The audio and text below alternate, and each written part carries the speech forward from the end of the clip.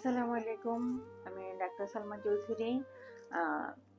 সব সময় হচ্ছে আমার কাছে ফিমেল পেশেন্টরা বেশি আসে। তো এই ফিমেল পেশেন্টদের প্রবলেম হচ্ছে তাদের হিমোগ্লোবিন কমই থাকে।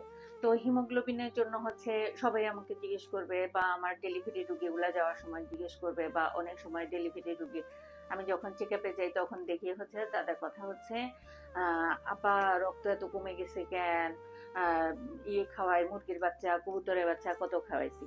তো অ্যাকচুয়ালি হচ্ছে শুধু মুরগির বাচ্চা কবুতরের বাচ্চার ভিতরেই হচ্ছে আমাদের হিমোগ্লোবিন বা রক্ত তৈরি হওয়ার যে এলিমেন্ট গুলা থাকে সব কিন্তু হচ্ছে ছোট মুরগির বাচ্চার ভিতরেই বিদ্যমান, কবুতরের বাচ্চার ভিতরে বিদ্যমান সেটা না।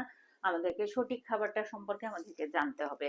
অতএব সঠিক খাবারটা হচ্ছে জানার জন্য আমি বিভিন্ন সময় হচ্ছে আমার পেশেন্টদেরকে বলি, সেটা হচ্ছে আশা করি আপনারা হচ্ছে খেয়াল করেছেন। আর আমরা ছোট মুরগির বাচ্চা কবুতরের বাচ্চা সম্পর্কে এই তথ্যটা আপনাদেরকে দিচ্ছি, সেটা হচ্ছে বড় মুরগিতে বরং এর চাইতে বেশি প্রোটিন থাকে, ভিটামিন বি 12 থাকে এবং প্রাণীজ উৎস যেমন হচ্ছে প্রাণীজ যে কোনো উৎস থেকে হচ্ছে আমরা ভিটামিন বি 12 বা হিমোগ্লোবিন এগুলি পেয়ে থাকি।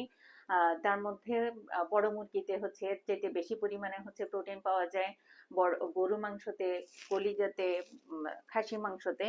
তবে হচ্ছে প্রেগনেন্ট লেডিরা গরু কলিজা হোক মুরগি কলিজা হোক যে কোনো কলিজা কম খাওয়ার চেষ্টা করবেন। মানে পরিমিত আকারে হচ্ছে খেলেন কোনো অসুবিধা হবে না, তবে বেশি খেলে ক্ষতি হবে।